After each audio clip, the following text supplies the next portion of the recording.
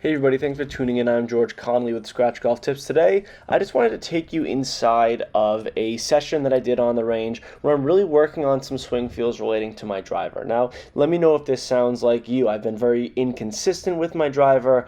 I just feel like I don't have a go-to swing, a go-to shape.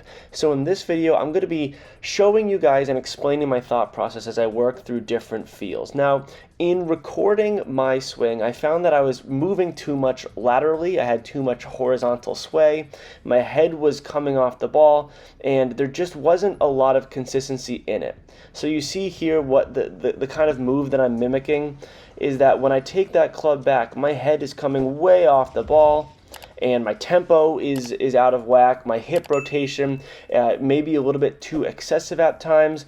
So whenever I'm working on a swing change, I want to feel out the error, and then I want to, take a swing and then really get a good feeling for what I'm going to be working on. Now, for me, what I'm really working on is my head positioning. As you can see here, I'm working on a little bit more knee bend, and here's a front-on view of what I'm talking about. So I'm coming off the ball there. You can see I'm almost getting a little bit too vertical. Here I'm working on really squatting into my left side, the front side. So there again, too far up, no squat. Here, the head stays a little bit stronger in its position, and I'm really feeling like I'm pushing down into the ground as I'm making my backswing turn, and then through the ball, pushing up off the ground through the ball.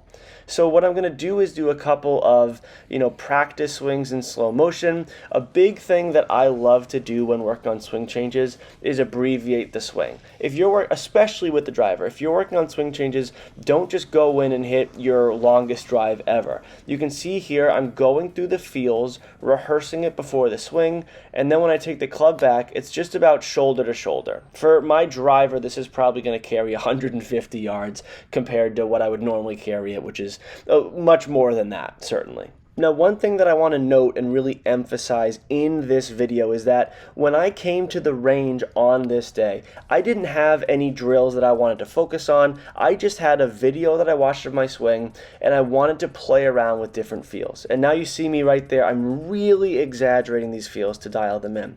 But all of this to say, you don't have to do everything by the book in terms of working on your own golf swing. Make your own tweaks. I understand the value of instructors and having personalized instruction, but you should also be proficient in analyzing and feeling out your own golf swing. So in this session, I'm not doing anything that I've really heard many people talk about. It's just something that I feel. And throughout this range session, that feeling that I have of really pushing down and getting a lot of bend in that left knee, that felt great to me. If you try this exact thing, it may feel really bad for you. But in the grand scheme of things, just always be tinkering. Now, I'm not saying change your swing every time you go to the range. There are some times when you're just going to the range just to stay loose and continue to feel out your golf swing. But in this particular range session, I call them constructive sessions, I'm really actively trying to work on improving my driver swing by keeping that head just a little bit more steady. So another thing that I did is I added a visual barrier, or what I'm using here as an alignment rod, and I have it stuck in the ground right where my head goes. Now, as you can see, a couple of these shots that I'm hitting really aren't going very straight at all. I do not care about the result of these shots. It's the least of my concerns at this stage in working on a swing change. But what this alignment rod is doing is it's giving me a visual reference point of where my head is starting at address, so that when I'm at the top of my backswing, I want my head to be right around that same positioning. Cameron McCormick, who's one of the better coaches in the whole world as far as I'm concerned, he's currently the coach of Jordan Spieth, coached Jordan ever since he was a boy, has always maintained that the one thing you need, no matter what you're doing when practicing golf, is some type of feedback. When you think about your golf practice, how often are you practicing with direct feedback in whatever you're doing?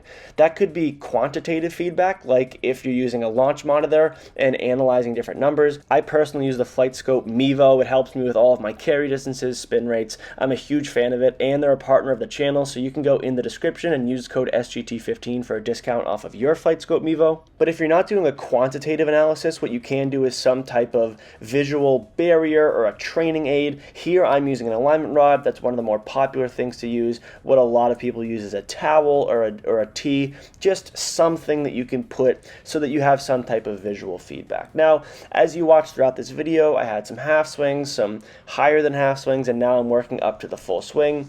Always reference your, training aid or alignment rod before the swing and then commit to it. And I can just see from that swing how I was able to leverage the ground. It felt good. Now, once you get that type of feel involved and you feel more comfortable with it, continue to practice it, make it muscle memory, and you'll start dialing in your swing changes. Have any questions or comments on anything I mentioned in this video? Please leave those in the comment section down below. As always, thank you all very much for watching.